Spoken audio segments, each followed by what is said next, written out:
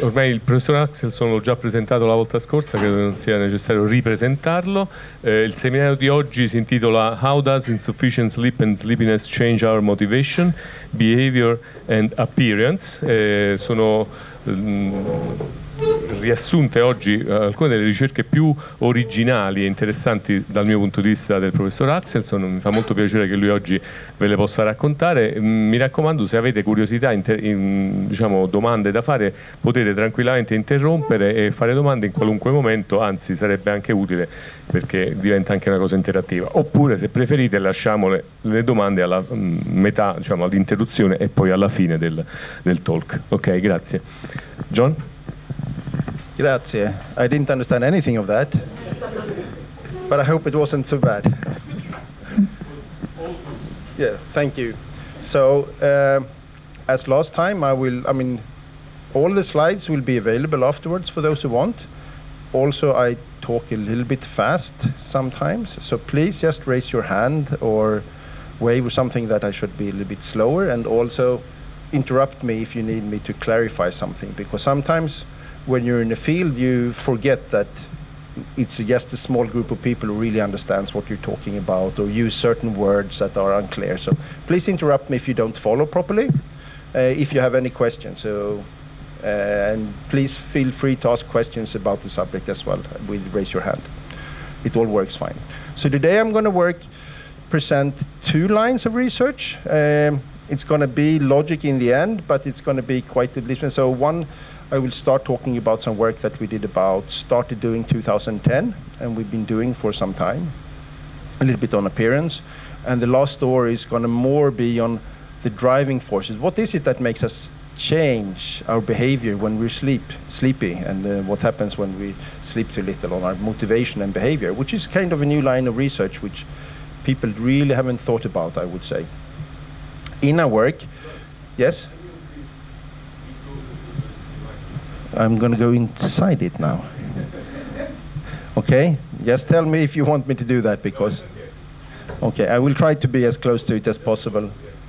So what we do in our lab is that normally we look into shift workers, and we also do experimental studies on sleep loss. So that is traditional way to look into shift work or to sleep and aspects. And what we also do in our study, we also look into a lot of how the immune system influences us. So we use different parts. Either we kind of give people vaccinations, and vaccinations is actually one way to cause a low-grade inflammation. And people feel sick, which you don't really think about. The day after vaccination, many people are a little bit more tired and they change their behavior. So we use vaccinations as a way to make people sick. We also study people during the natural infections, which is actually many people have COVID now. So for me, it's a fantastic opportunity to study what people, how they change their behavior and how they change their sleep. And we also actually do LPS studies where we inject people with small parts of bacterial. It's not real bacteria, it's just a small part of the bacterial cell wall. And then we inject that in people, and people become really, really sick because they think they have a bacterial infection. And they mount an immune response, and then they get very, very sick. And we do this in the beginning of the day. They're very sick, and after 5, 6, 7 hours, the immune system has cleared out all of these byproducts, and people are healthy and can go home again. So it's quite nice model to make people really, really sick, but only for a few hours. You're actually healthy again when you go home. You have some kind of immune activation also in the evening and a little bit the next day, but otherwise you're all healthy. It's like a super quick and fast infection that have very strong effects. So we actually study basically how both sleep loss then change behavior, but also then how sickness change behavior. And at the end, I'm going to talk about how our behavior, I'm actually now telling some of this endpoints already, that when we're sick and when we're sleepy, we change many of the behaviors in a similar way, actually. So that's one of the take-home messages for today.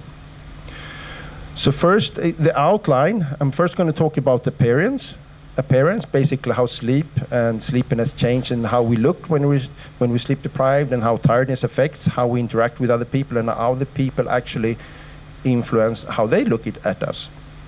And then I'm going to talk about some ideas we have on motivation and why we change behavior and how we change behavior.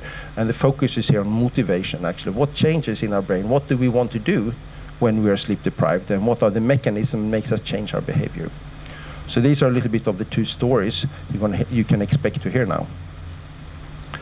So the outline here is that we wanted to see basically in the first part here how we perceive sleep-deprived people. Are they actually perceived differently than other people if they haven't slept enough or if they're tired? We also look into the cues. What are they actually that we detect? How do we detect if someone is sleeping and other people? We also look into how we perceive these people. Do we perceive people who look more tired in different ways? And basically what we've done here, we have sleep-deprived people in several studies. We've taken photos of them, and we have then shown these photos to other people to judge them. So it's basically not interaction with sleepy people. We're doing that as well at the moment. Big studies where we have people sleep-deprived or not, and then we make them be together with other people and see how they think about these people who are more sleepy than other people, than tired or not, and how they collaborate and what they think of each other. And what we thereafter we have done in these studies where I'm going to present today, we have taken these photos and then we've shown them to other people, and they don't of course know who's sleep deprived or not sleep deprived and so on, and we ask them what they think about them and how they look like. So they're quite well controlled studies, and we've replicated the findings as well. So if you took sleep in a social context, what we do know, if you have Gaston here, I think you've heard of Gaston also in Italy. He's quite common in Sweden, and of course he's from France and Belgium. Cognitive functions, we do know that sleep loss changes cognitive functions. We also know that we have biological alterations, that you become pre-diabetic to some degree. You also know that sleep loss influences health risks. And we also know a little bit about, not so much about that you change behavior, but that means that these people, when we are sleep deprived, it's not only in our own world, even though Gaston here seems to be in his own world here when he's tired, but it's actually the case that, but here, there are actually people around us. So people live in context. We are together with other people. And here we have Sean, or Jean, and they, of course, she lives together with Gaston, or she likes Gaston at least, but it means that Gaston here, he will actually send signals of his tiredness or if his alertness, and the question is then, how is Gaston or tired people then perceived by people around them? So I'm going to talk a little bit about how people perceive people. I'm going to talk about the signals that the tired person sends out, or cues I would say rather than signals. And then also we look into the behaviors and what people think about them. It's not only how we perceive them, but also what we want to do and how we want to interact with these people. So the first question is basically that we actually asked is, does beauty sleep exist? So that was our first question that we wanted to know. Does this person become less attractive, and how are these is people perceived then if they're sleep deprived? And the first study we did, we sleep deprived then 23 people and took photos and showed to others and made them other people and asked these ratings. So let's see if I can make it. So the first study, this is an example of a subject where we've taken the photo after 8 hours of sleep and then after when they're sleep deprived. In our first study, we were not like well equipped. We didn't have photo or like a photo studio. Now we actually have a little photo studio in our lab, so we can take photos more properly. But this is in the first study. So this is an example of a subject. It's not ideal lighting and so on. We just put things up. We were amateurs at that time, I would say, taking photos. But we had quite clear effects. So yeah, these people, so this person or Gaston or his friends are experienced when after sleep deprivation to look more tired. They also look less healthy, and that this is a really important aspect because tiredness is related to healthiness, and if you appear to look less healthy, that is also a signal, and that is a field that we actually have boomed and continue doing a lot of research, that people actually avoid people who look sick. So there's a completely new research field called sickness behavior or sickness avoidance, that you avoid sick people to limit contagion. And if you look at someone that's sick at the bus or coughing when you're sitting on the bus or the train, of course you don't like to sit next to someone that's coughing on you. So we actually want to avoid these sick people, and this is actually started off with this study to some degree, this research. So we've done a lot of research then in where we make people sick, and that's even a stronger signal when we have photos of people who are sick versus when they're sleep deprived. But actually it's some of these same signals that you look less healthy, and people actually want to avoid people who are a little bit less healthy. And then people here are judged as less as attractive. And if you look into the mechanisms of this, you can see that the more tired the person look, the less attractive they are. And then you look into the literature, there's a big literature already at that time when we published this, that there's a strong relationship between attractiveness and healthiness. The more healthy you look, the more attractive you're seen by other people. So that is kind of the consequence why we are affecting probably attractiveness in our studies. Because if you make people look less healthy, then of course we're not going to think they are as attractive.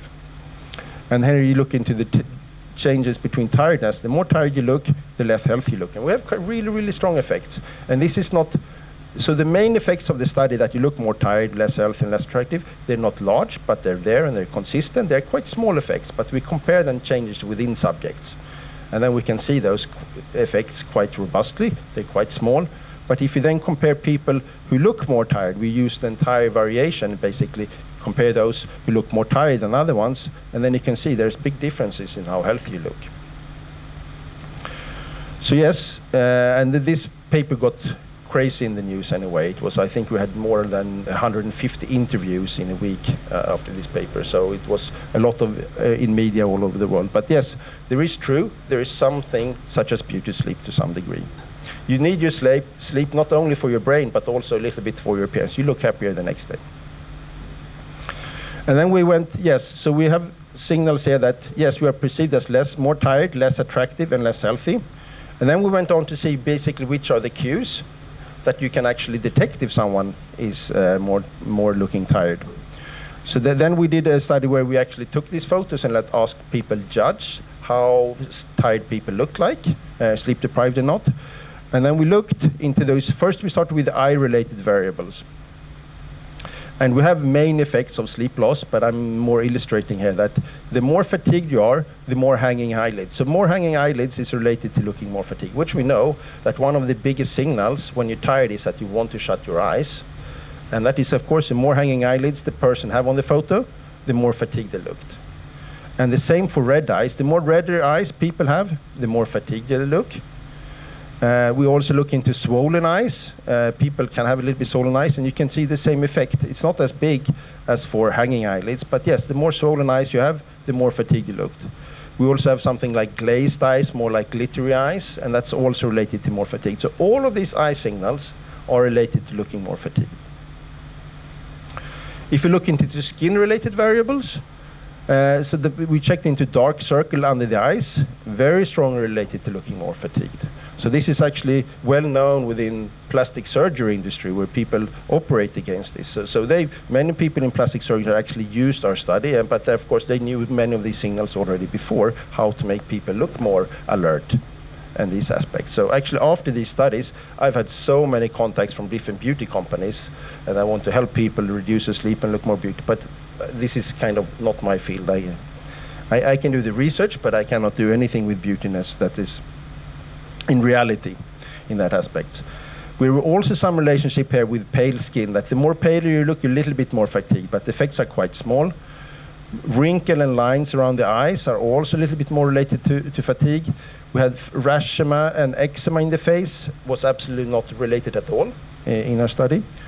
And then we looked at other cues. We also looked into the mouth cues. And that means that we also looked into droopy corners of the mouth. And that means actually the more droopy corners you have, the more fatigued you look. So people who have like more mouth guards going down, and makes you look a little bit sad. And we also had a control value we hoped would not look, and that was 10 slips, and it wasn't affected as well. So that does mean actually to some degree that the study seemed kind of robust, exactly what we expected to some degree. But this aspect is interesting because if you look into the aspects of positive and negative effect, what we basically see that we sleep deprived people, you don't affect negative effect that much, but people are become less positive. You lose positivity, you don't become a little bit anhedonia, they call it. Basically, you have harder to feel pleasure, and you lose the positivity. And that's actually, and you can also then, we show that you can actually see this also in the face of people, that your mouth becomes a little bit less happy. And that is, of course, that means that you change the tonus in the face a little bit of your autonomic tonus to some degree, that you lose your mouth a little bit. So if we look into Jeannie here, that yes, these signals that Gaston turns out is of course behavior if you look in someone, but if you look only on the face, you can see it actually signals that, or cues that's related to the eyes, also to changes in the skin, and also changes actually to the mouth. So many of the signals in the face that change when we are sleep deprived. And then the question comes into how do we then perceive and how do we want to interact with these people, look into the behavior. Does it affect the behavior to these people? And in the first study, we wanted to look if people wanted to interact with them socially. And yes, people were less, unfortunately, people are less interested to be socially interact with people who are sleep deprived. And here is a mediation analysis, because we know that sleep deprivation affects attractiveness. It makes people look more sleepy, it should stand here. They look less healthy. And it seems to be, it's not significant to trustworthiness was part of here, like one of these variables. And then we can see that the effects of sleep deprivation or social interaction seems to go through all of these, but the strongest one seems to be attractiveness. So this is like the strongest relationship, both the strongest effect in this study and also the strongest relationship to social interaction. So making you look less healthy is one aspect, but attractiveness is an important signal. It's an important go signal, like people say, of social interactions. So attractiveness is often seen as a go signal to some degree, and that is here related. So yes, sleep deprivation makes you want, if someone is sleep deprived or particularly at least look tired, people are a little bit less inclined to interact with you. And it goes via attractiveness, sleepiness, and healthiness to some degree. And then we did another study as well. We wanted then to see what people think of other people. Are they more trustworthy? Would you like to employ these people? And or also, how do you see these people as leaders? And yes, so sleep deprivation is related to looking more tired, a little bit less trustworthy. We had no effect on intelligence, fortunately. It's on the verge, close to. But we have very big power. So if there's, if you look a little bit less intelligent, the effects are not big, at least. And you also look less attractive, which we then, this is a new data collection, so it's like a replication. But you do think that people who are sleep deprived have lower leadership capabilities, and you're less likely, you don't want to employ them as much. So our advice is basically, if you look a bit tired, take a coffee or something, but also, no, but I think if you go to an interview, you will overcome these effects really, because we took photos of people, they did not know, of course, they were going to go for a job interview. So I think people will mask these effects to a large degree if they do it, but if you look tired, you are going to have less chances to be employed probably. So yes, if you're really tired, maybe don't go, or maybe just take a coffee, or if you're not alert, but most people are actually just quite stressed when they go to a job interview. So I think these effects are gone. But if you took a photo on your CV, have a photo where you look alert at least. I think that's going to help, because people make choices from these aspects. And if you look, we then looked into the correct relationship. So how tired this is now we use entire variation, even with sleep loss and without sleep loss. And that means that the more tired someone looks, the less employable they are. So this is a scale of employability. Here people are very employable and little employable. So there's a big literature on this, and this is a typical way to look at. But they're quite big effects compared to if you look very tired, compared to if you look. No, if you look very tired, you're less employable compared to if you look more alert. And if you look into leadership capabilities, it look quite similar. And yes, people who look alert look to be better leaders. So yes, so to conclude, yes, we do perceive people differently. It's related to eye, skin, and mouth signals, and we are less willing to socialize, and we think slightly worse of people who are sleep deprived, and particularly if they look tired. And I would say that we did a follow-up study on this, where we actually had 120 people, where it was, so all of these effects are seen when we have photos of the same individuals after sleep loss and after normal sleep. And then we did a study where we randomized people to sleep loss. 60% people were not allowed to sleep, and 60 people were allowed to sleep and took photos. And then people could not tell actually who had slept or not. So the effects we're talking about are not very big. They are there within people because we've replicated them with total sleep loss or with sleep restriction for a few days. But it's basically for people who know you. If you compare to yourself, you look more tired, and people can detect that. But if you see someone on the street, you can probably not tell if they're sleep deprived or not, only from the face. So what I'm talking about are effects that are there, and they're quite small in general, and they're probably there for people who know you. So if you want, so people want to make artificial intelligence, and they want to predict if people are sleep deprived or not. I'm sure they cannot do it if they take any random person on the street, but if they know your baseline levels, they can do it. So in the future, I'm sure when you go and look into your mirror at your bathroom, and your mirror knows you look when you're alert, normally it's probably going to be able to tell you, yeah, you haven't slept well, or you might be sick today. So I'm sure, I mean, we all look terrible in the morning, but if you wait a little while, when you wake up a little bit, I'm sure we will have AI and systems that can actually detect if you are not feeling your best. And that could be like because of sleep loss, or actually if you're sick. And your mother and your friends can probably tell if you're sleep deprived or not. But if you on the street, people cannot, because there's so big differences on these cues and signals that we can detect them while we have controlled studies. But in reality, I would say that what we have found is not probably relevant when you meet a stranger that you don't know about. So the effects are there, they're quite robust, but they're quite small, and compared to the noise and the difference between people, these effects are not very big. So don't worry about it. That is one of the take-home messages. So, but why would it then be beneficial to avoid people? If you look into these aspects, one is that people have cognitive deficits when they sleep deprived, which means that they're actually worse performance and more risky and less competent leader probably. So that is probably what we find, and particularly then if people look more tired. And we're actually having a study now, it's an Australian study, where they actually use our photos to see if people trust people differently depending on the job category. Is it for a friend, or is it to do some collaboration, or is it as a bus driver? No, I don't want my bus driver to look very tired, or be very tired at least. And of course, if someone is sleep deprived or tired, they're also probably less interested in you because you're focused on themselves. And so of course it should be a poor made choice if someone looks tired and doesn't look very alert and excited to see you. And also what we are then looking more into is the sickness field. So if you look tired, you also might have a disease. That you might have a health disorder, you might actually be contagious, you might have an infection that could actually make you sick. So, and that is the disease avoidance field. And that is quite of a big field now, exploding to some degree, because what we do is that when you make someone exposed to someone that looks really sick, or if you expose them to disgusting, which actually food that look bad, what happens is that you don't only want to avoid people, you actually start activating your immune system already. So if you give people a strong sickness aspect or disgust aspect, you actually, our way is not only to avoid it, we actually start an immune system already to protect ourselves. So our stress response when we are in a situation where you can be contagious, it's quite smart, because you activate your immune system, particularly in the mouth.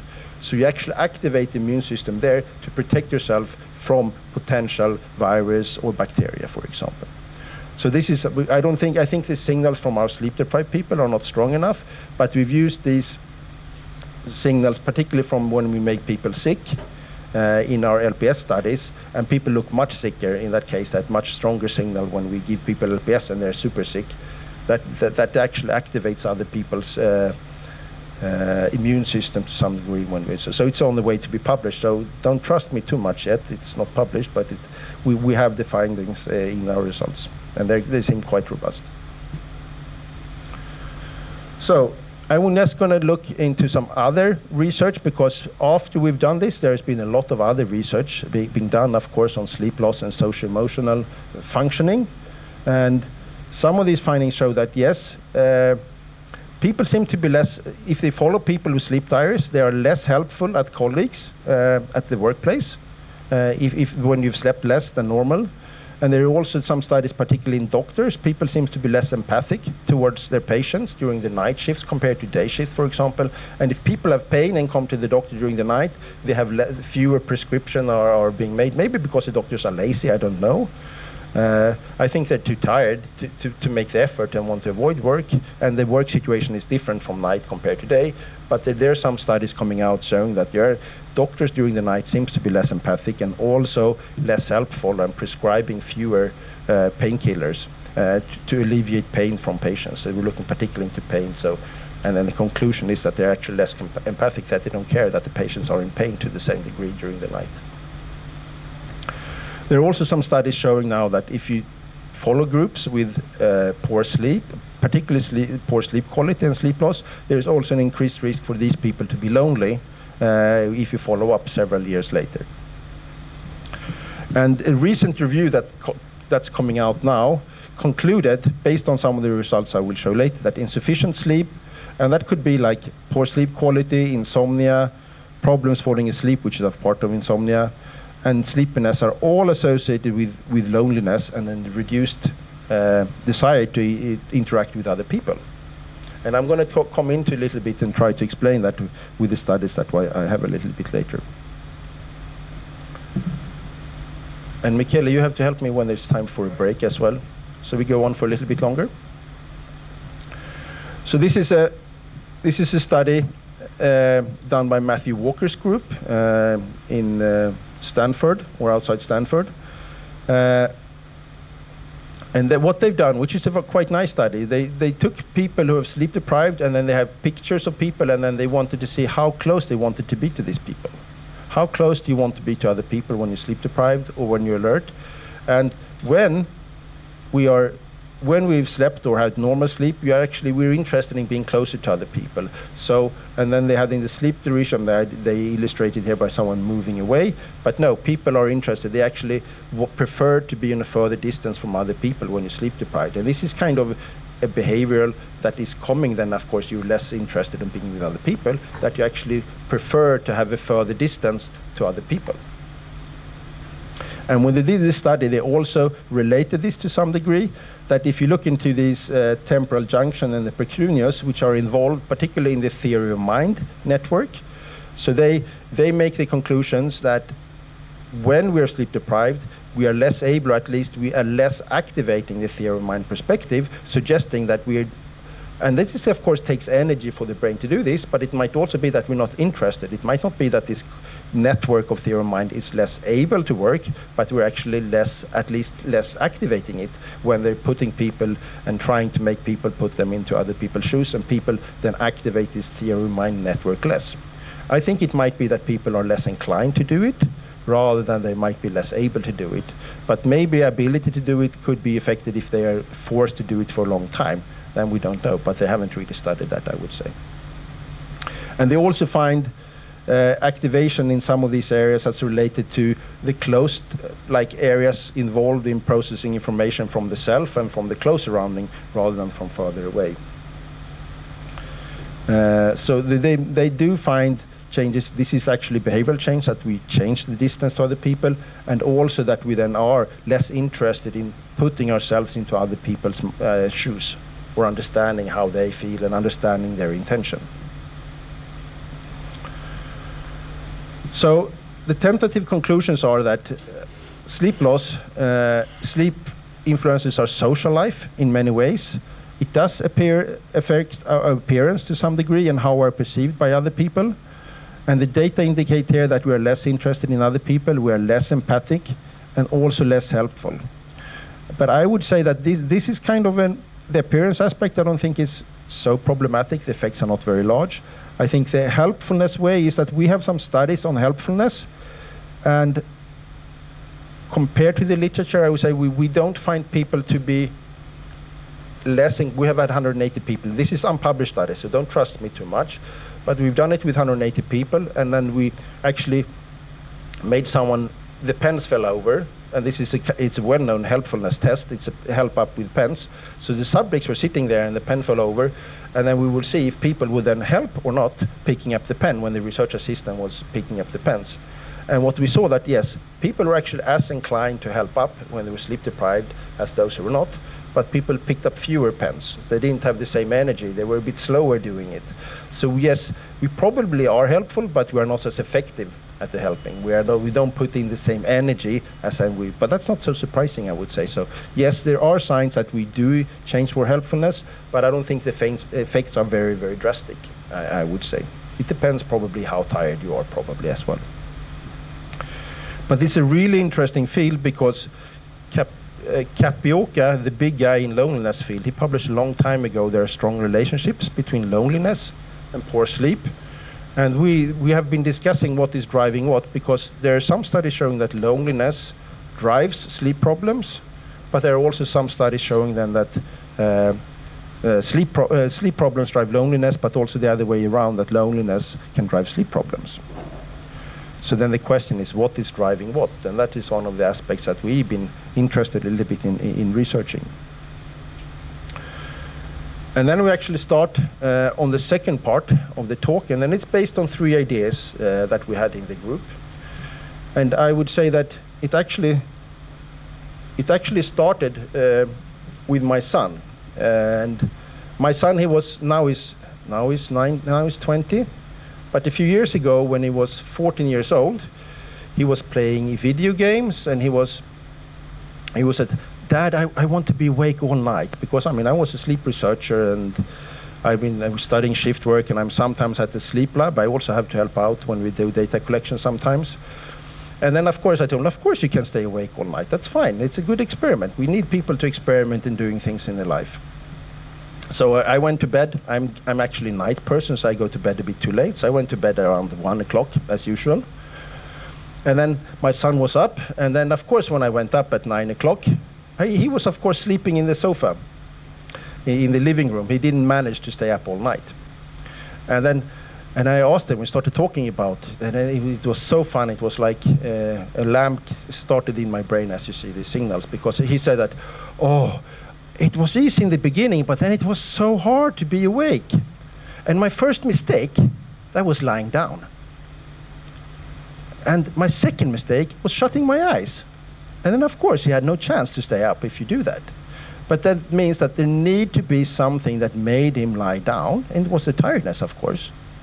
This is a signal to lie down. And of course, the other signal was, of course, what sleepiness is to shut your eyes. So if you shut your eyes in here, you can all do it, and that actually means that much of the sleepiness disappears. So sleepiness is likely a signal to shut your eyes to some degree, because that is you need to have something that assures that you get enough sleep, and that is sleepiness. But that's not how we've been looking into sleepiness before. And that means that we really need to test this. Actually, what are the driving forces and that makes us assure that we have enough sleep? So that was kind of the starting point for some of these ideas. That means that if you sleep deprive someone, there should be behavioral changes that makes us sleep properly, because sleep loss is a need. And that means we need to then activate behavioral changes that make sure that we get enough sleep. So that was the starting point.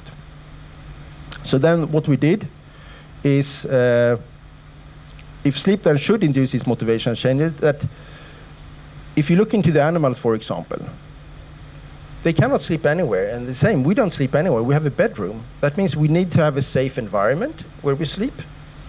We need to protect ourselves maybe from the wind, from the weather, from the cold. You don't want to sleep outside here in L'Aquila, for example. It was quite cold last night, I can see that.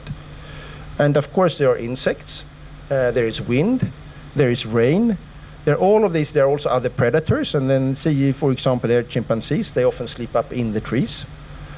There's comfort and hygiene aspects. You make your bed, hopefully, almost every day.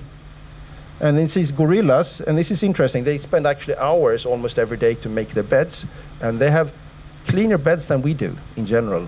They compare the amount of bacteria in human beds compared to gorilla beds, and it's actually they're cleaner in general. Gorilla beds, they make new ones almost every day. They have other work to do, Michele, don't worry. So yes, we actually spend a lot of time preparing, so we actually sleep in a comfortable environment. And of course there's dynamical aspects.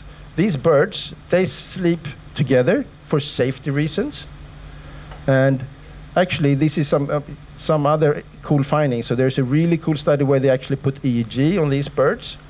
And what they see in these studies is actually the birds are in the middle, they can sleep with both brain halves, but it's not so fun to be at the bird at the outside, because their job is actually to look for predators. And that means that they only sleep with one brain half at a time, and they actually sleep with the outside. So this bird, if you're having outside here, they sleep with the left brain half, because that's version, but because the the eye having the direction on the left side, that is the right hemisphere, and that is actually still awake in birds when they have this position. So in this kind of herds, they have protection by being others, but those at the end, they're actually half sleeping only because they're more using parts of the brain to be alert for surveying the environment.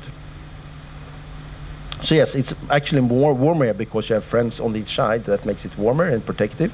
And you also can sleep with both brain halves because the ones at the end, they have to not only have more cold around them, but they also actually have to be a little bit more alert. And then actually seems to be that they can, just like marine mammals, they can actually be sleeping with one half of the brain at the time. And of course, this is these lemurs, and they're fantastic. It's impossible to see which of them. But that means that there are a lot of things. We cannot just sleep anywhere. We need to prepare for sleep, and we need to have signals or a system that actually prepares us for this aspect of falling asleep. So we know little about these mechanisms and what is it that makes us sleep to occur in an adequate environment. And what people have been thinking and talking about is melatonin as one of these cues that actually start us, or darkness. But if you look into humans, we don't go to bed when we start releasing melatonin. Melatonin is a really bad predictor when people go to bed. And the same is when it's get dark, because we have light at home. So we can actually start going to bed at completely different times. So darkness isn't a strong kind of cue for us in the modern life we have today, at least. So what we did in the first study is we had 123 people, and then we randomized them, so half of them were sleep deprived and half of them could sleep as normal at home. And then we actually just asked them what they wanted to do the next day. So we developed a scale for everyday behaviors, and then we checked them. And this is a number of different behaviors, and you don't have to understand the table, but very roughly we divided them into different aspects.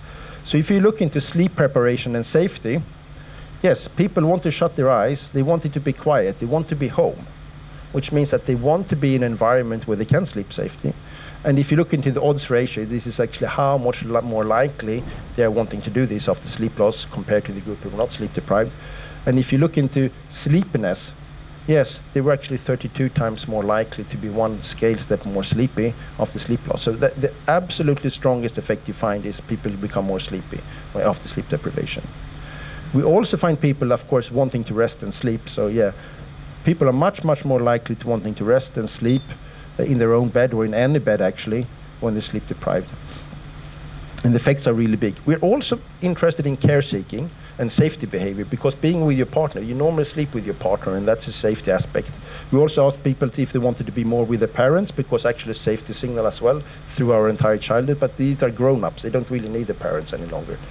So people were, I will come to it, but when you sleep you actually want to be with your parents more as well, but the effects are more to be with your partner if you have a partner. Yes, we have these kind of sleep preparatory behaviors as well when we are sleep deprived. We are much less interested in physical activities and social activities.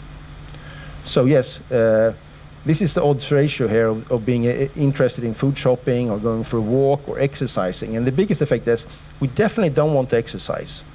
The likelihood is 0.16 actually. A strong reduction in wanting to be physically active, in particular exercise if you're sleep deprived.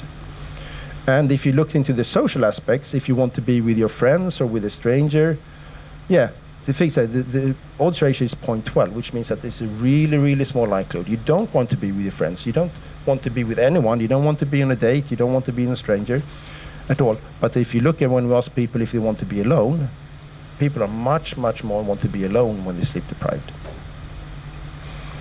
And then what the interesting thing with this is not something we really knew about in the field, but what we have studied a lot on motivational sleep loss is hunger preferences. And people always say you become more hungry and then you eat worse food when you're sleep deprived, and we have absolutely no effects at all.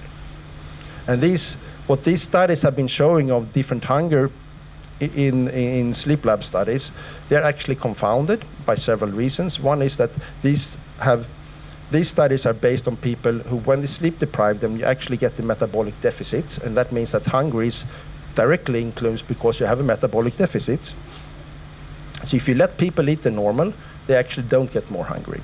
So it's keeping the metabolic regulatory system. There are some studies showing that if you increase sleep-deprived people and then increase the intake a little bit to follow the metabolic change, that you have a slightly high increased metabolic flow, you don't increase ghrelin, you don't change the leptin levels, which other studies do, that if you run people on the metabolic loss, then you have this effect, but otherwise you don't actually. And also they have these studies where people want to eat more candy and more sweets in these studies, and we don't find this at all either in our studies, which is a little bit surprising. We were thinking that we were going to have those effects. So there's a number of studies showing that you actually want to eat worse food if you sleep deprived people, but we don't find that. We cannot control them.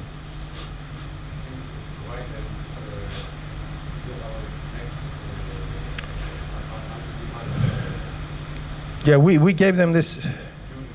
Yeah, well, they were not allowed to eat during the night at all. But they could have something small. They could have a small fruit, or they also had a standardized breakfast. The problem was that we didn't measure exactly how much they ate. So of course, people probably ate a little bit more.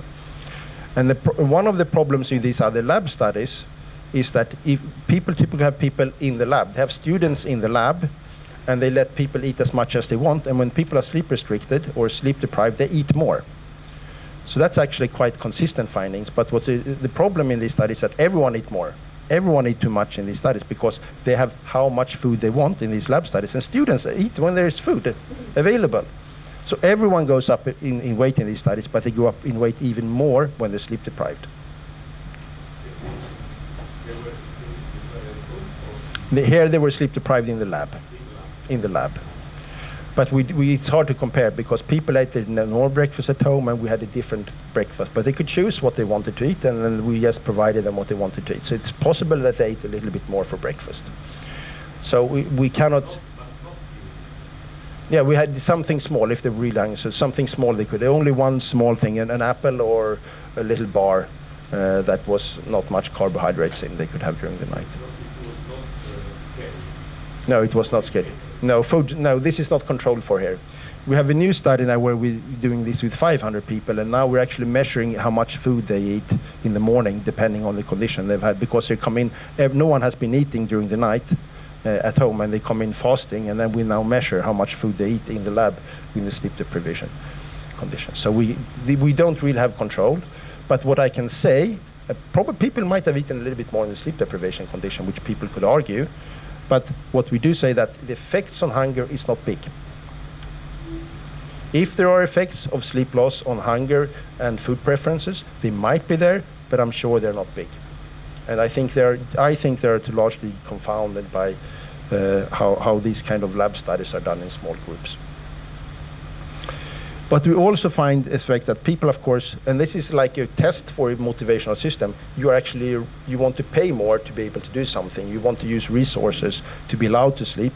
And yes, people are much more likely to pay for being allowed to sleep in the sleep deprived condition. And people in general, they paid only about 10 euros, but this is like quite some time ago when they did the study, like 7-8 years ago. But there was big differences, and some people were prepared to pay a lot of money to be allowed to sleep, but they were all students. So they were not very rich. Otherwise, they would probably not have participated in the study in the first place. They get a little bit of money for participating in the study. And we also then asked people, they could actually put different driving forces against each other, like exercise. And then we asked them, are you prepared to walk a certain amount of kilometers rather than being awake for 24 hours, which is kind of a complicated task to collect. But people are in the sleep deprivation because how far are you prepared to walk if you can then fall asleep directly afterwards versus being awake? So people are actually more likely to also put some energy into doing something like walking, which is strenuous, to be allowed to sleep. And this all shows that actually sleepiness fulfills the criteria of being a motivational state to some degree. And while other people, when you talk about emotions, we probably don't fulfill the classical criteria for being emotion because we don't have a facial expression, although we have facial changes, but it's more relaxation probably of certain things. So we don't fulfill the classical criteria of an emotional state, but I would argue that sleepiness is a motivational drive at least, rather than perhaps an emotional state.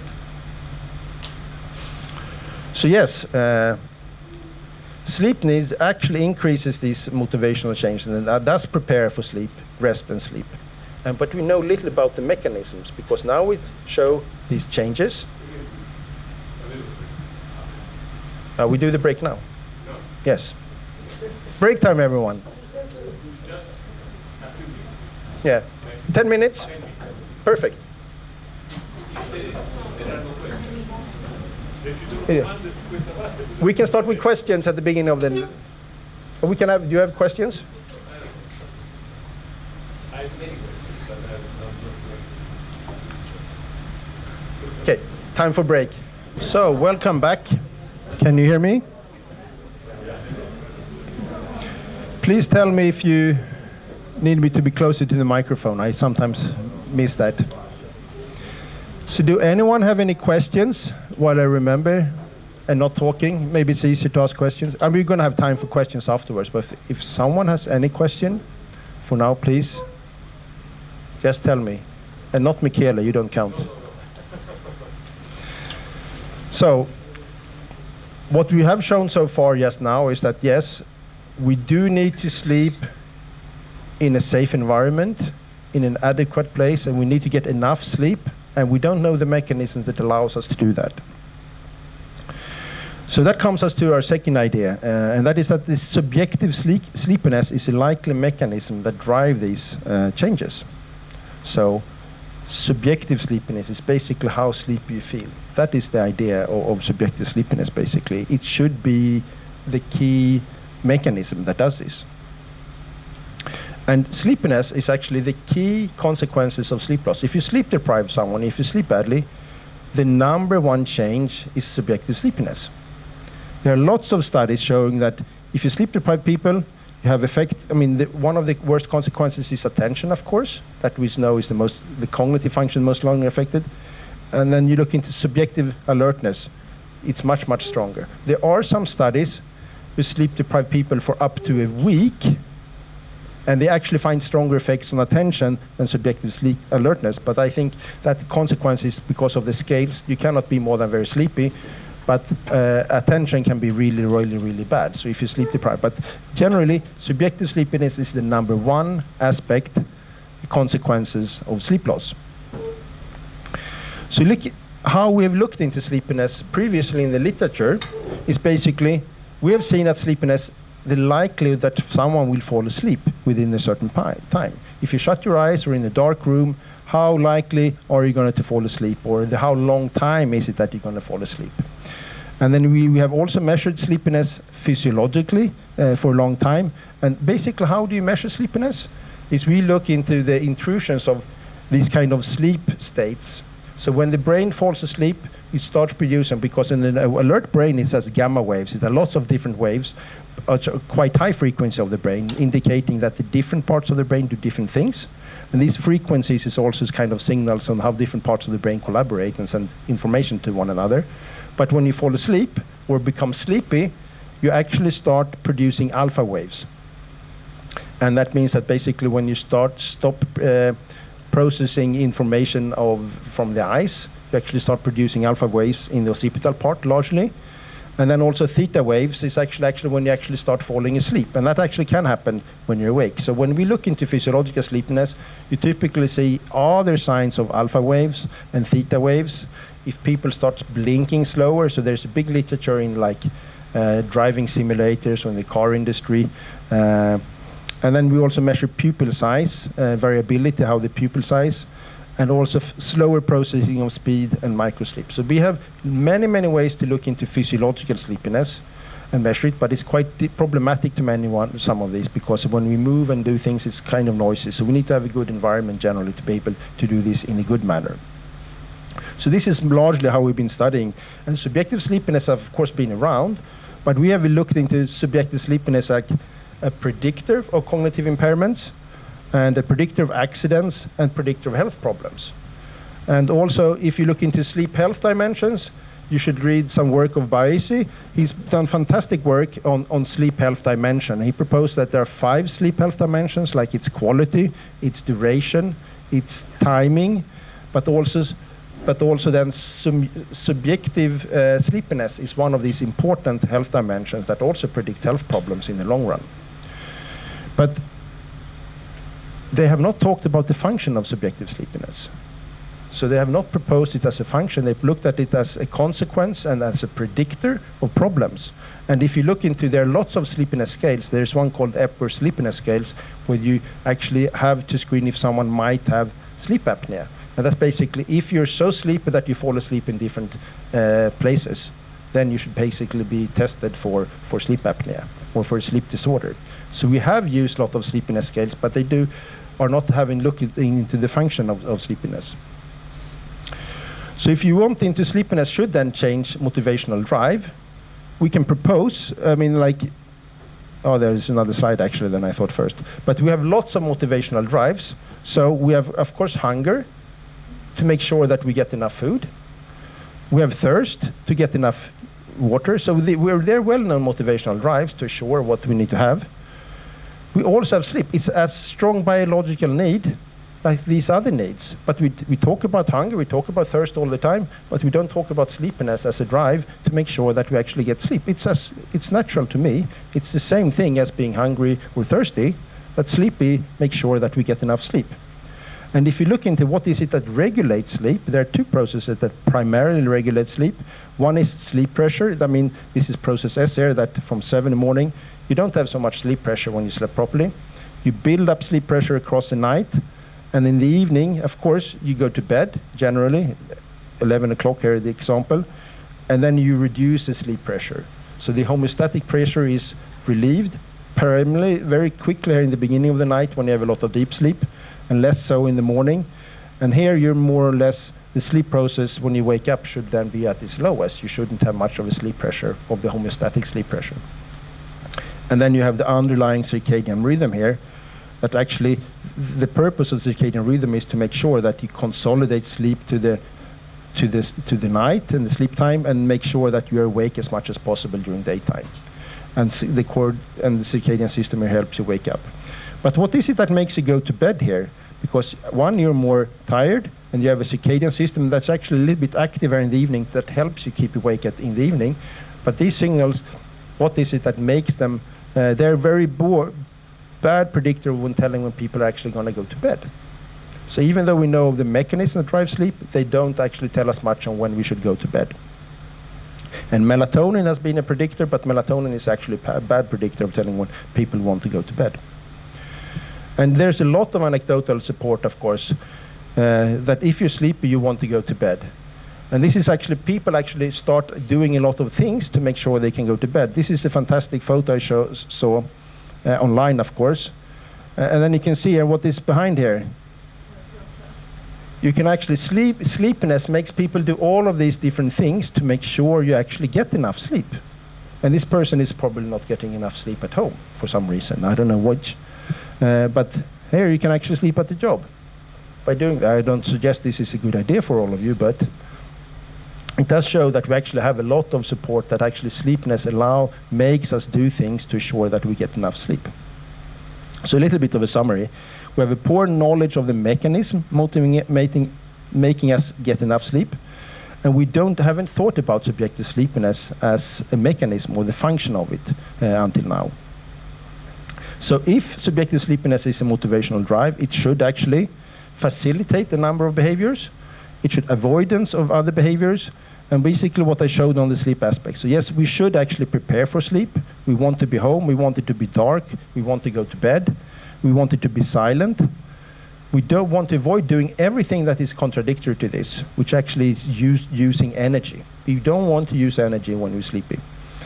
And that means that we don't want to do competitive behaviors. We say physical and social activities. We also want to engage in safety care behaviors, which is being with partner and family. We should also want to do utilization of resources, like money and talk, which I showed before. And sleepiness should make us go into this state. And this state is, I will also talk, actually quite similar to a sickness state, to some degree. And we talked about food and drink related behaviors like we talked about before, and they're actually not in contradiction to sleepiness that much. So I don't have a strong prediction of how it should change sleep, because this is what the literature is about. that you actually should eat more, and you should eat more sweets, and you should eat a lot when you're sleep deprived. There's a slight metabolic cost of being awake, and of course you should eat a little bit more. And I think that is functional, but it's not really in contrast to sleeping. So we wanted to then do this, and we had 123 subjects that were sleep deprived to normal sleep or not, and then we asked them these questions.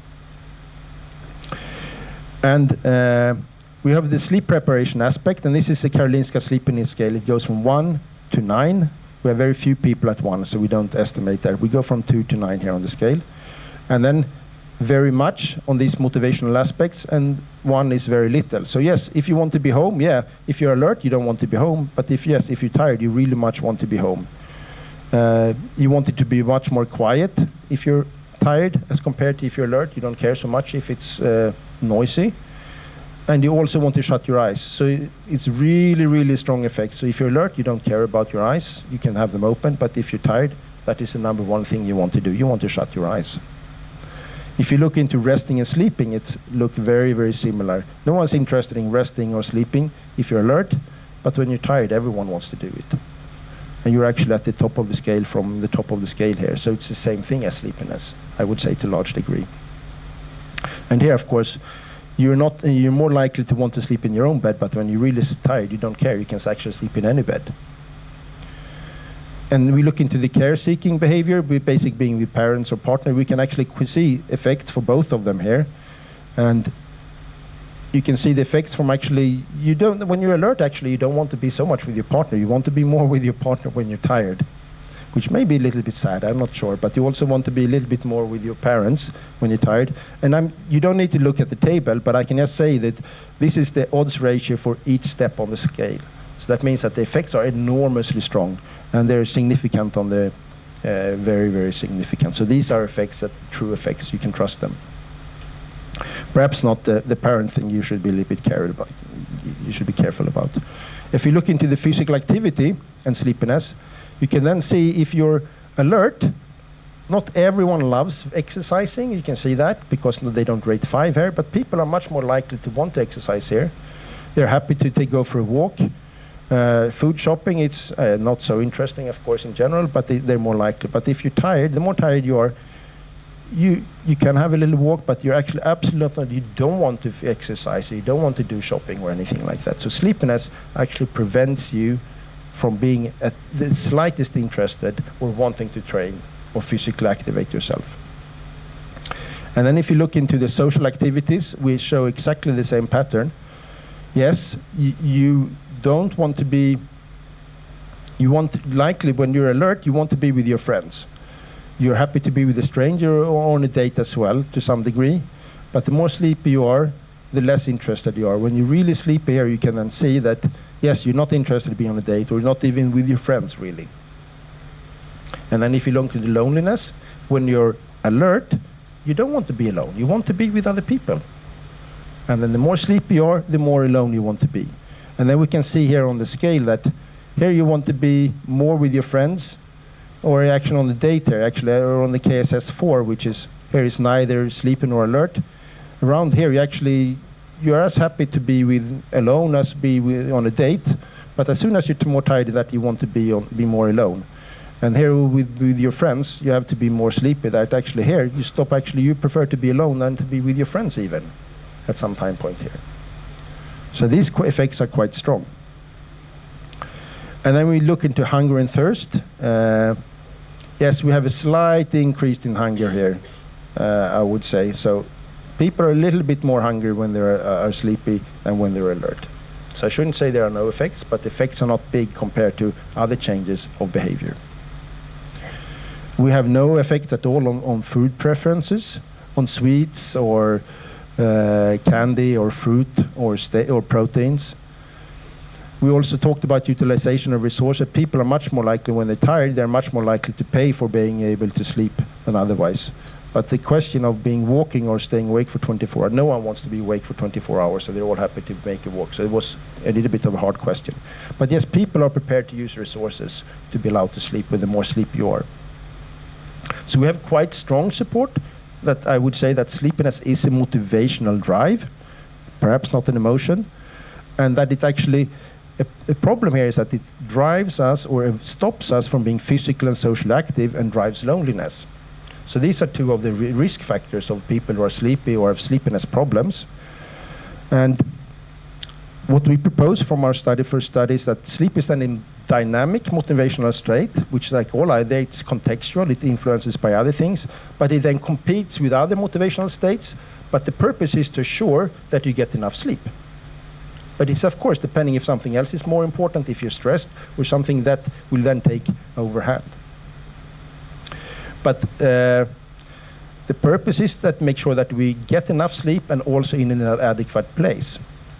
And the other aspect is because sleepiness drives these problems to some degree, because these are problems for many people, that we are not physically active, and we have a lot of treatments. We know that we should help people to be more like these kind of health behaviors, and sleepiness stops them, and that means that if we can actually focus on sleepiness to improve them.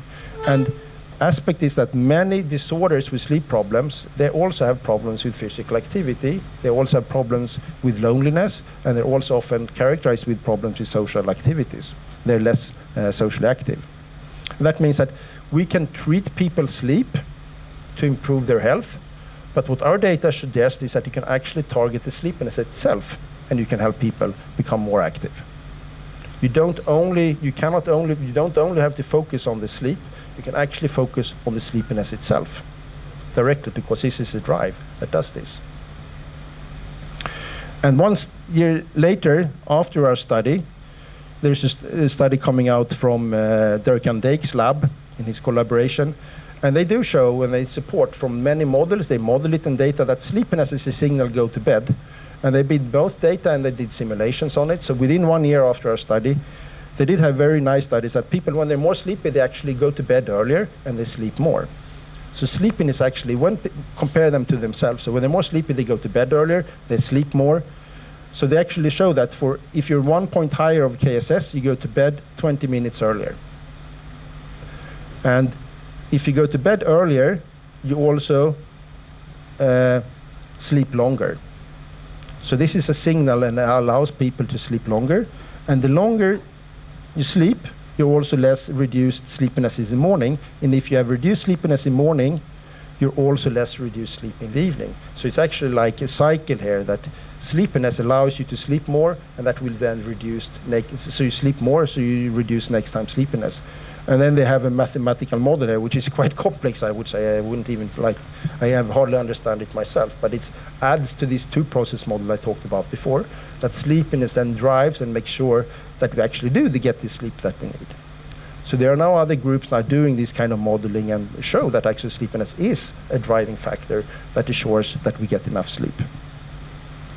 So they support what we showed, or suggested, I would say. When we took this study and we wanted to do it in the real life environment, because we'd done this in the lab, we also looked into motivation, we didn't look into real behavior. So this is Ben in my group, he took his PhD a few years ago. So we wanted then, does sleep and sleepiness predict social activity in the real world? And we were lucky because we had a really big study with 800 people, and we removed shift workers.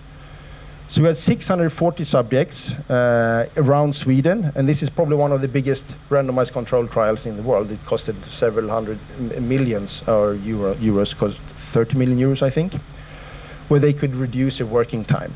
But what's a good part was that everyone in this study on 3 different weeks, every 30 minutes they rated what they were doing, and every third hour they rated how sleepy they were. And that means that we could then use sleepiness rating to predict how people are going to do, what are they going to do the next 3 hours across this 3-week period. And that we have a lot of data from each subject. So we have more than 70,000 sleepiness ratings and many hundred thousands of behavioral ratings. And this is we have color actually in this on my computer. But I want to show, we are looking into social activities. And this is basically, I remember, because this is social activities. So actually during work days, people are not only social active actually here in the evening. You can see during the work day. So we don't have much power to look into social activities only in the evening. If you look into free days, people are much more socially active. So here, this is all social active. So people are primarily, in this, at least in this science, at work they didn't say they were socially active because they're primarily working. So what we can predict is basically what happens during weekends, and that's also what our data show. How is sleepiness driving? Well, we actually have confidence intervals and so on, which we don't show here, but we look actually the probability of being socially active, and then we can say during work weeks actually sleepiness does not affect it that much. So we can say we are not very socially active in the day, but we're here 15-20% in the evening, and sleepiness doesn't really. You're a little actually, when you're more sleepy, high here, you're a little bit less socially active. It's actually significant. If you look into 3 days, you can then say that when people are alert, which is the blue line, and this is changes within subjects, when people are more alert, they're much more socially active the entire day. And that means that people are about, from the worst part of the scale, people are about 80% more active, actually, compared to when you're more sleepy, if you're only sleeping on the scale. So this is the normal day, and this is how much more active you are if you're more alert, and this is that you are reduced social activity. So this is the likelihood, and we show exactly the same for how long you're active. So when you're sleepy, you're actually socially active for a shorter period of time as well. We didn't say anything about the quality of it, we don't have that. But when we are sleepy, those days we are more sleepy, we're less likely to be socially active the next hours. And when we're socially active, we're also for a shorter period of time. Yes, so we have quite strong evidence for that, because this is but we don't have causal consequence. But this is how it looks like in real life, I would say. We have some other, we also looked into the sleep duration aspect, and my students is really smart. He did this kind of, he wanted to cross-validate that he used to train them data on half of the sample, and then, or 70%, and then he wanted to test it on the other sample, which is a really strong model, like you do a replication study in your own study, because you only do it on your first. And in the first 70%, we actually find an effect of sleep duration.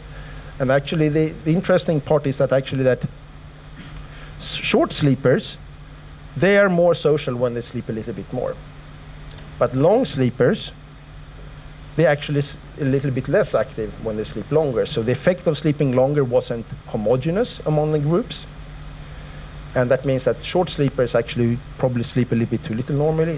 When they sleep a little bit more, they're more socially active. But the long sleepers, they probably, we don't know why they slept longer. There might be a reason why they slept longer, but then they're actually less socially active the next day. And it was on the verge of being significant, so I should be a little bit careful when we do the validation study on it. So we should a little bit be careful about the sleep duration aspects of driving social activities in real life. But we found some really other interesting aspects in the study. So when you are socially active, you become less sleepy. And that is a good signal that social activity, which we know to some degree, actually helps us become alert. We activate ourselves, it's an arousal signal.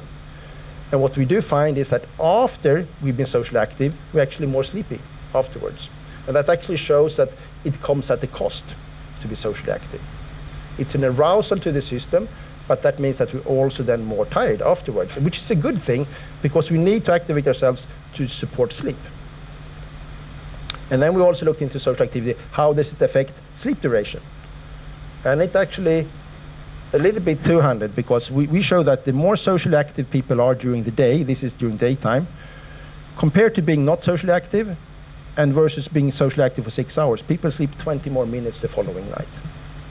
So many studies have been looking into different effects of sleep medication. In the meta-analysis, typically 20 minutes. If you are physically active, people find effects between 10 and 20 minutes in general in studies or in meta-analysis.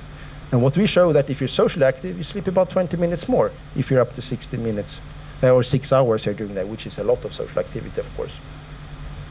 And then, of course, we also looked into social activity in the evening. What happens if you're more socially active after 6 o'clock or 6:30 in the evening? And then we can say that, yes, if you're active to up to 3 hours, you actually sleep more the following night. Social activity also in the evening makes you want to sleep more. But then all of a sudden, if you're more socially active than 3-4 hours here at night, then you actually sleep less. But it's not so surprising, because if you want to be socially active for 6 hours after 6 o'clock or 7 o'clock, then you're going to come into the nighttime. So you can't be socially active and sleep at the same time. This is basically, it's not rocket science, but it says that what the conclusion is that social activity drives a need for sleep.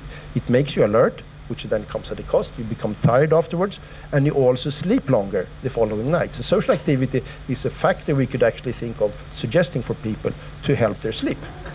But of course, if you tell them to party all night, that's of course going to be consequential. It's going to influence sleep negatively. So it's not so strange, really. But there are not so many studies on this, so you should really be careful. There needs to be other studies in this field as well.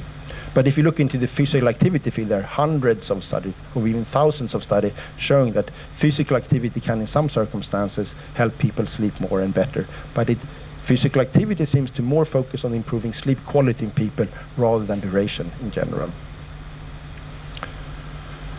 So being socially active drives the need for sleep. So conclusion so far is that sleepiness and social activity, we do find very robust effects on social activity. And we also have like indications, I would say, that short sleepers also benefit from longer sleep. They become more socially active. And long sleepers did not have that effect, positive effect. Sleepiness was a strong predictor of social activity on weekends particularly, and reduced also likelihood of being socially active and also duration.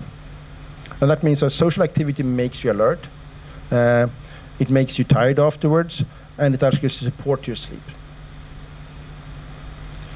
So if you look into the mechanisms why sleep loss then changes this kind of social activity, what are the mechanisms? And then if you look into one of these mechanisms that I believe in is the dopamine system that can do this. And you know of the ventral tegmental area and the substantia nigra, we have two parallel dopamine systems. One regulates motor activity and the striatum largely, and the other one regulates a lot of cognitive functions. It's part of the salient systems, for example. But it does then project large part of the prefrontal cortex and also to the nucleus accumbens. And that means that the dopamine system is in part of many, many aspects. In motivation is one of these aspects, that it drives motivation, it drives the value and the salience of certain things. How much do we want to do certain things?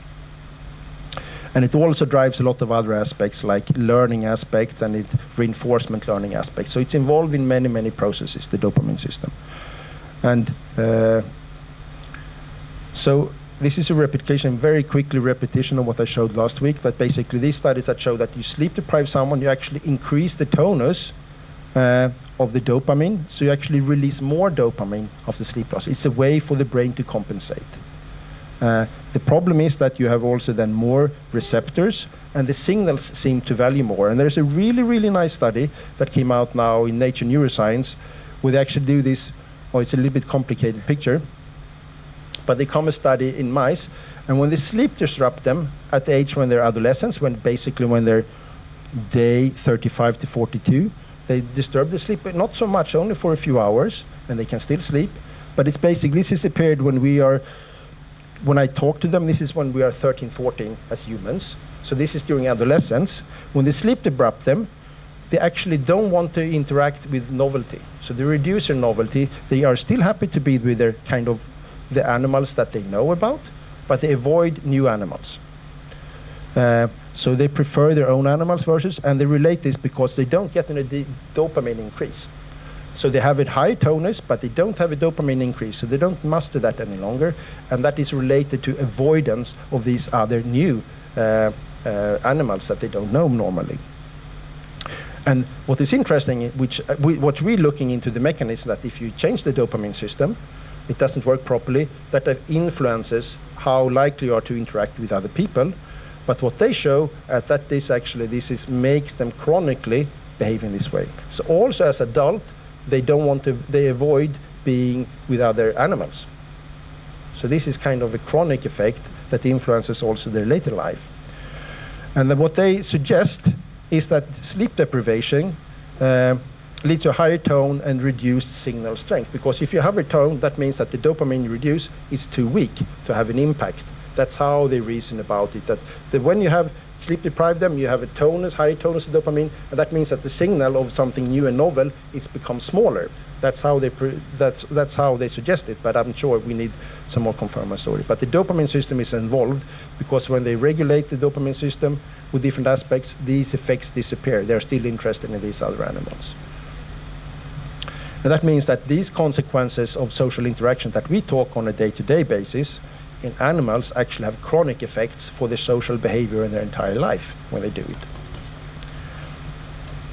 So if you're wanting to look into sleepiness and motivation as on a health perspective and a behavioral aspect, if you look into the insufficient sleep consequences, you can see shift work, short sleep, sleep disturbances. The primary effects that we know in literature is related to accidents, but particularly cardiometabolic disorder. It increases risk for diabetes and cardiovascular disorders and depression to some degree, but the strongest effects there are cardiometabolic disorders, and they take time to develop. We know a lot about the consequences of this. Then there are, of course, a lot of other studies, but with weaker data, and this is basically because there are fewer studies in these fields, of course. Doesn't mean that sleep doesn't have consequences, but the effects are not as strong as they are as for cardiometabolic disorders. So if you're looking for one of these disorders like type 2 diabetes, it takes many years to develop. We know it's related to sedentary life and eating bad food. We know it's related to not training enough. We know it's related to some of these glucose impairments and fat tissue. And what is the role of sleep here then? So what we propose, rather than we know there's some studies showing that you become more glucose tolerant, we also think that sleepiness actually makes you more sedentary. We also think that sleep loss makes you less active, and sleep makes you less social. So it's not that the risk factors of sleep is not only driven by these kind of direct mechanisms. I think they're actually even stronger related by motivational changes and behavioral changes we do. And that is like a complement to the models of how we understand the consequences of sleep loss. It's not only on the biological direct mechanism, because we have, when you sleep deprive someone, we become pre-diabetic actually within a few days. But I think there are also compensatory mechanisms. I think that sleep loss aspect is that if you have a sleep disorder, if you have sleepiness, you're more likely to change behavior regularly. So I think that is one of these consequences that we haven't thought about that much and that we could actually benefit from. So rather than focusing on sleep, we can actually help people and support people being physically active and health behaviors by targeting both sleep but also sleepiness. The last idea that I will go through that we had is that the sleep loss changes overlap with sickness behavior. And there's, you know how you are when you're sick. We all know how you feel, that you get tired, you're sleepy, you have an increased drive for sleep, you have cognitive alteration. There are a lot of cognitive alterations as well. You're feeling tired, you have fever, you feel you want to be by yourself. You also become more pain sensitive. You also, anhedonia is basically you don't feel happy any longer. And there are also altered food preferences and social withdrawal. They're all known and well explained in the literature and lots of research on it. And if you look into the sleep loss consequences, they're quite similar. So you have sleepiness and fatigue, increased drive for sleep. You have similar cognitive alterations, not exactly, but quite similar. You have anxiety, depression. There's also support for pain, anhedonia, altered food preferences, and social withdrawal. The only difference I would say is that you don't get fever by sleep loss. That is the primary difference. Otherwise, the consequences of sleep loss are similar as when you're sick. And we did a study where we asked people what they wanted to do, and we actually had half of everyone was sleep deprived in one condition or normal sleep, and then we also caused vaccination. So we vaccinated people, and that also causes a low-grade inflammation, and you get an inflammatory drive on things, and people also that combined with normal sleep or with sleep loss. So we actually have a double hit, a double stressor. Some people were actually both having an inflammatory response as well as sleep loss, and then we want to see what they wanted to do. And maybe it's not so easy, but with the same graph we look into sleep preparation, and we can see, yes, all of these aspects are influenced both by both of them. We're also having similar responses of their wanting to resting and sleeping. We had sit down here, we didn't really affect it. Care seeking, its effects, but they're weak. We don't have so much power. This is a smaller study than before. But everyone wants to avoid basically be physically active. We want to avoid social activity, and we all want to be more alone. and we also reutilization of resources. And I would say that the vaccination is not very strong, so in some cases it was on the verge of being significant, it wasn't significant. So vaccination makes you a little bit sick, but wasn't really a strong sickness signal. But in general, the effects were very similar, and the combination was a little bit worse than the other ones, but it wasn't additive. So normally people say that if you sleep deprive someone, you're actually much more sensitive to these other stressors, and we did not show that. We actually show that the effects are additive in nature, but in no case was it that if you sleep deprive someone in inflammation, that it was more than the double effect. So yes, there are additive effects. It is worse with several stressors, but it's not like you actually have much, much worse effects. That's what people think in many cases, that you become more stress sensitive when you sleep deprived. We do not show that at all, actually, to be honest. So yes, what we do show that these sickness behaviors are very similar to sleep loss behaviors. And actually, the sickness behaviors is a big field that you change your behavior to focus on recovery and behavior, but we find very similar ones after sleep loss. So sleep loss should actually be seen in a similar manner, that you actually have a sleep loss behavioral change, and that the only difference that we find is that we don't find any fever responses after sleep loss, but fever is of course very typical for activating some immune processes and also inhibit some of the bacterial responses they have. We also have a slightly stronger sleep drive after sleep loss, we find, but you actually sleep more, have an increased sleep drive also after sickness behavior. So I would say that we have a very, very similar changes after sleep loss and after sickness. Bigger overlap. If you look into the mechanisms, I haven't gone into that, but they're driven by inflammation and fatigue in this case. So the cytokine response is protective, these pro-inflammatory cytokines, they are causing these changes. In our case, we believe it's sleepiness. We don't find it, some people claim that sleep loss also causes a pro-inflammatory state. We don't find that to some degree, so I think it's other mechanisms primarily that drive these behaviors. And what they are in the brain, where there's a lot of now work on what is the biomarker of sleepiness. Lots of work, I don't have anything that's promising, but it's probably like quite small molecules. Some people believe it's like adenosine, which is a breakdown product of ATP or energy that is used in the brain. I have a hard time to believe that, but it might be other aspects that are like calcium changes within cells, for example. There's a buildup of calcium the longer you wake within cells, so they change across the day.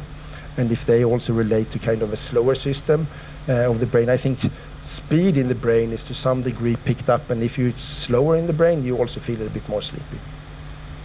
But we'll see what the kind of mechanisms that are behind subjective sleepiness, I don't know. But the interesting part, what I would propose, that these are coordinated behaviors that makes sure that you recover from the stressor you've been exposed to. In one case, the stressor is inflammation. In the other case, the stressor is actually sleep loss. And these are all stressors to us, but we have a general response that supports us from these stressors. And these are actually, sleep is a primarily recovery factor in both of these conditions. Sleep is of course the one that protects us, that is recovery from sleep loss, but it's also the primary function that protects us from sickness. So tentative conclusions is that low-grade inflammation and restricted sleep are common stressors in society, and they're causing similar motivational changes. We believe that it's a generalized motivational change that actually helps us recover from stressors in general and support homeostasis. And if you look into these, what does it contain of? It's an increased drive to rest and sleep and be alone, basically avoid using energy. That's a primary source. Sleep and avoid using energy, and simultaneously then avoiding any energy-using activities. And we find very minimal alterations in hunger, thirst, and food preference. There are probably some there, because you should, particularly in the sickness field, it's even much stronger effect that you should, if you're really sick, you actually avoid eating meat, for example, because if you increases the iron, that is something that bacteria use when they mass produce within the body. So you actually avoid eating meat and so on, saying when you become sick, you don't like those aspects. So there are food alteration changes after sickness, and people say so after sleep loss. I'm not sure they are, but we will see. With better studies, I'm sure we will find something on there. But I think it's important, why I think this is important to know, that I think they are involved in disease development, and I think we can also do a lot of things to improve it. So of the three ideas, yes, sleep loss induces behavioral changes. Yes, I think so. It ensures sleep in an adequate environment. I think subjective sleepiness is driving these changes. And I also think that the third idea is also true, that they actually overlap a lot with sickness behavior. Maybe not fever and food preference aspects. So yes, I think a framework where you think of sleepiness as one of these driving forces that actually influences many, many people's behavior. It drives loneliness and social withdrawal. And it also, because sleep loss and inflammation is part of many disorders, they're characterized by low motivation and social engagement. So we can actually help people in many ways. And we can actually, one countermeasure could be that we skip the sleep treatments. That's okay, we can do that, we're doing that. But we can also help people's motivation. We can make people be outside. And that's actually, we are actually all the time stimulated. Our arousal is actually not like alert by itself. We need stimulants. Because being outside makes us more alert. And we're inside, that means that we don't have these stimulants, and we compensate by coffee, for example. That's one of these aspects that's effective, that helps us a little bit. But being outside, being social activities, having coffee, and in some cases, if you're in an inflammatory system, you can actually treat them in anti-inflammatory drugs. And this is quite interesting because about a fourth or a third of people with depression, they also have a low-grade inflammation. If you treat their low-grade inflammation with anti-inflammatory drugs, the depression disappears to a large degree. So I believe that these kind of depression states are driven by sleepiness, fatigue, and low-grade inflammation to some degree. But a problem is that we are now inside here, for example, and that means that we are less aroused and more sleepy than we should be if we were living outside, which we have through evolution. So yes, sleep is the number one cure against sleepiness. But also, what we are actually needing is to being outside. That is what we have evolved to have around us. We also, social activity helps us being more active, and also coffee now. So we have a lot of different ways to make us more alert. I'm just going to show you an example of a study where we take people camping. So that's one of these studies. We take people out from their electrical environment. We measure their melatonin levels, and we take them out into natural light, and then we measure melatonin to see how they change the rhythms. But what we also did in our last study is that we actually measure sleepiness. So also from where people are in modern life, they are exposed to very little light levels. They're about 3,000 lux, which is actually more because this is summer in Sweden, so it's more light than other times. But see how much more light they have when they're outside in the field. There's 22,000 lux on average from 3,000. And to be honest, today I think it's more like 400 or 500 lux, what most people are. So it's enormous difference to be outside. And the interesting aspect, if you look into sleepiness, that if you put people out from the electric environment to the natural light, people are more alert. They're not drastic change, but they're quite strong aspects. They're almost one scale step on the scale. So yes, taking people outside makes you more alert. And that also is good for these kind of motivational aspects to be active. With that, I want to say thank you. This is actually at 20 to 12 at night, because we're doing the camping study in the middle of summer in Sweden, north of Sweden. So yes, we're doing one of these studies where we actually are continuous light around the clock and see how do our circadian system adapt to this. But yes, we are much more alert at least, and we're happier. You see how happy we are.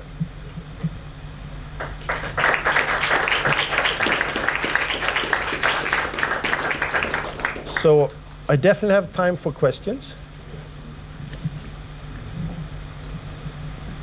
Thank you, John. Very nice presentation. It's nice to see how psychologists can add to the literature in the field, neuroscience and sleep, neuroscience in general. And it's very interesting, your approach and all the data you showed.